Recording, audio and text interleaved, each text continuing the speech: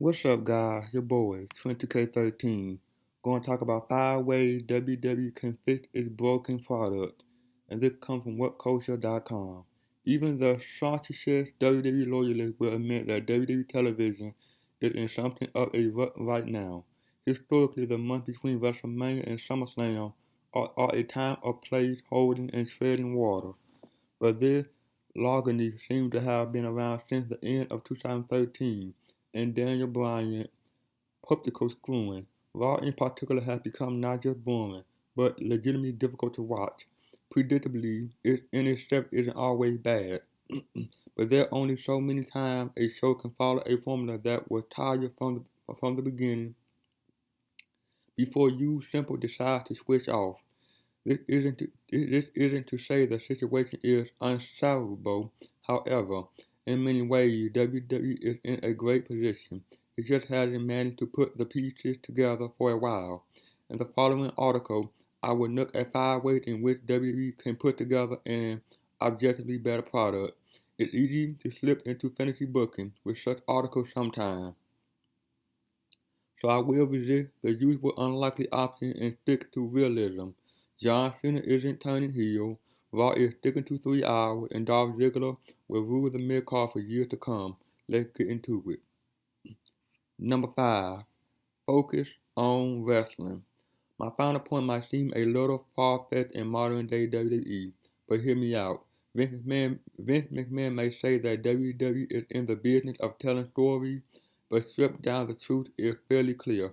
Nobody developed a love for professional wrestling because of the story. The stories are integral to the product, but if the product wasn't do that throwing each other around, the fact is we wouldn't be watching. Take the current Rusev, Summer Rae, Lana, and Dolph Ziggler love rectangle, for example. I'm yet to meet someone who is clamoring for the next installment of their romantic woe, but Rusev and Ziggler going toe to toe. Count me in. The match landed wrestling isn't wrestling video was a blast and made a hell of a lot of sense to fans, but it also comes from a fairly defensive place. The continued need that wrestling fans feel to defend why they enjoy it. It's high time that we just accept the fact that sometimes watching a guy throw another guy into something is fun. In their desperation to find some sort of modern legitimacy, WWE has forgotten that the reason fans stay so loyal is because Hulk Hogan and Randy Savage argued about Miss Elizabeth for a year. It's because they fought in the ring and seemed larger than life.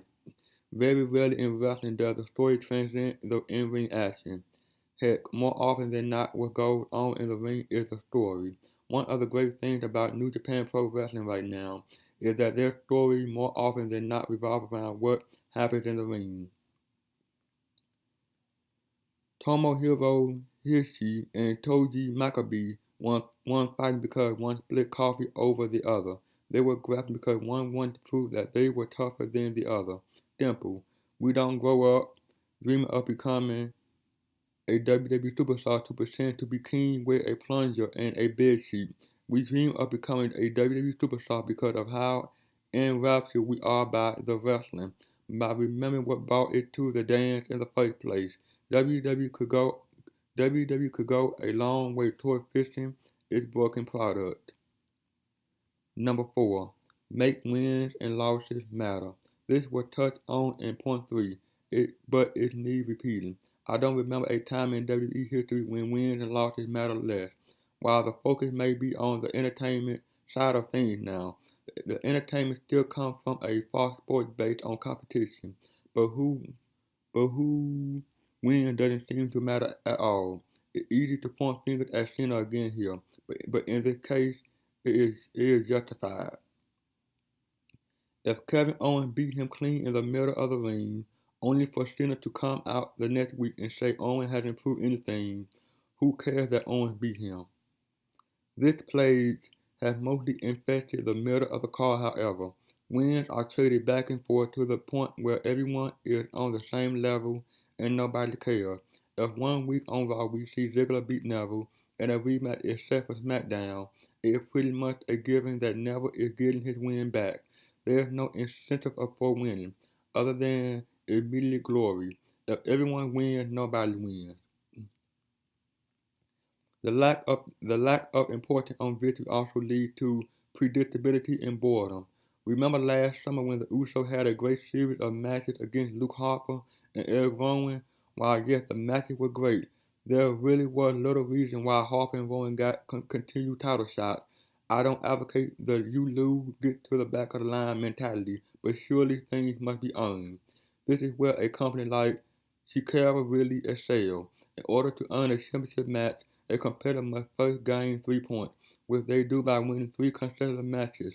Say Big Show loses an Intercontinental title match against Ryback, rather than coming out on Raw the next night and KOing the big guy to get another shot. Why not have him have to claw his way back? Give a reason to care about matches. Number 3. Develop the middle of the card.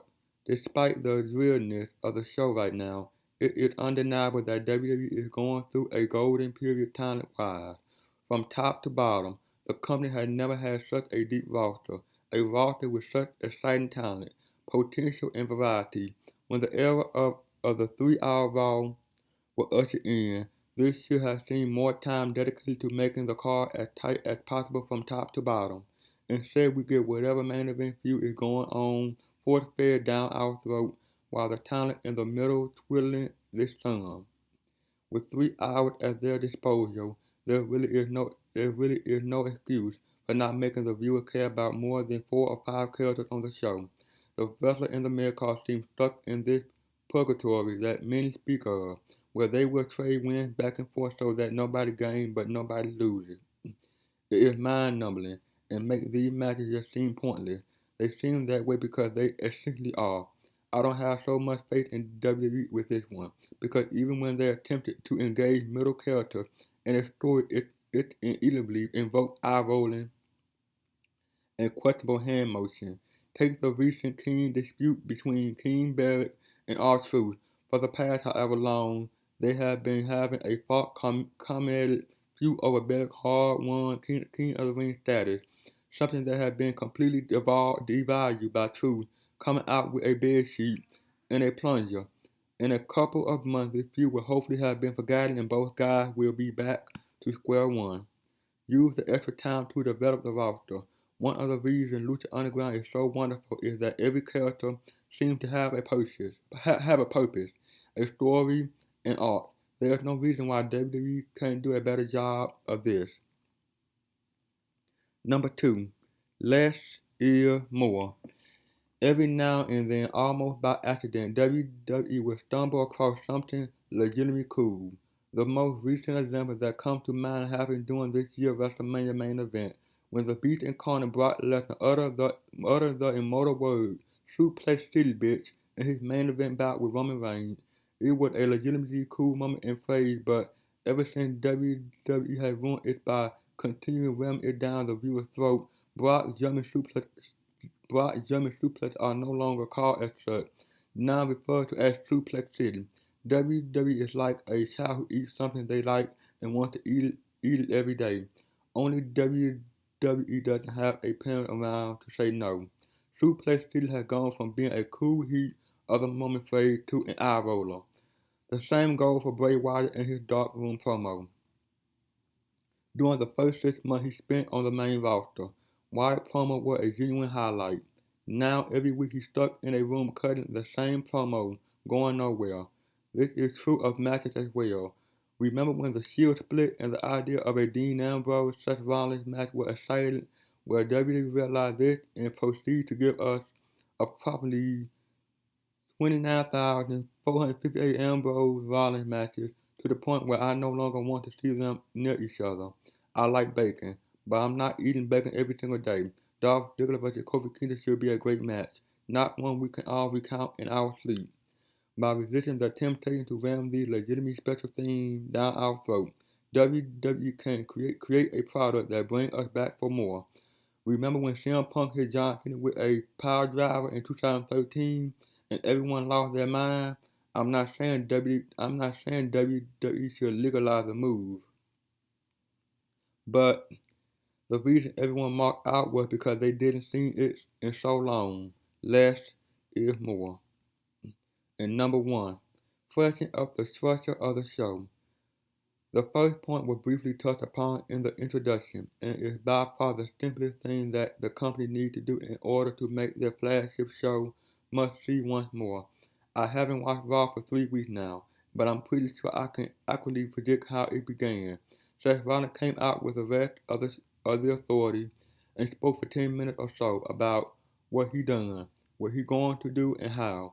Then to shock the then, to the shock of absolutely no one, Dean Ambrose or Roman Reigns interrupted to tell a couple of bad jokes and set up some matches for later in the show that probably involved Kane. We've seen it constantly for the last year. We also know that the show is going to end with one of those matches. The finish won't be clean and the cycle repeats.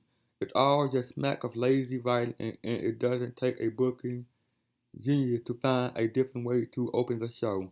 How about starting with some actual wrestling? If they're interested in making secondary championship matter, why not start off the show now and then with title matches, number one contenders matches, and so on?